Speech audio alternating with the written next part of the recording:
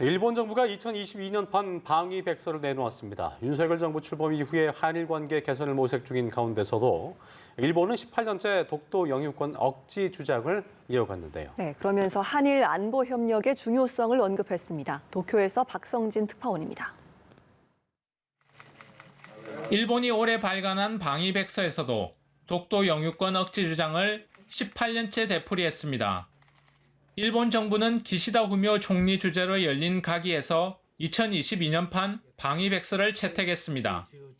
일본은 올해 백서에서 주변 안보 환경을 설명하면서 북방 영토와 다케시마 영토 문제가 여전히 미해결 상태로 존재한다고 기술했습니다. 자위대 주요 부대의 위치를 표시한 지도에도 독도를 다케시마로 표기했습니다. 올해 방위 백서에서는 한일 안보 협력의 중요성을 추가로 언급한 부분이 눈길을 끌고 있습니다. 다만 한국군 당국에 의한 부정적 대응으로 한미일 협력이 손상되지 않도록 한국 측의 적절한 대응을 강하게 요구해 간다는 내용을 담았습니다.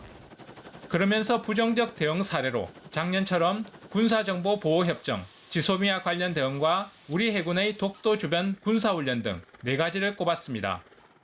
이번 백서는 최근 박진 외교부 장관이 4년 7개월 만에 양자회담을 위해 일본을 방문하는 등 양국 관계 개선을 모색하려는 시점에 나온 것이어서 관심을 모았습니다. 또 일본 정부는 방위 백서에서 북한, 중국, 러시아 등 주변국으로부터 안보 위협을 적시하며 방위력 강화 필요성을 강조하면서 반격 능력을 처음 언급했습니다. 이와 함께 북한 핵미사일 활동에 대해서는 일본 안전에 대한 중대하고 절박한 위협이고 지역 및 국제사회의 평화와 안전을 현저히 해치는 것이라는 기술을 유지했습니다. 특히 작년에 처음 언급했던 대만 문제와 관련해 중국은 대만에 대해 무력 행사를 포기하지 않는다는 의사를 계속 보이고 있으며 대만에 대한 침공이라는 군사적 선택지를 발동할 가능성이 있다고 적시했습니다.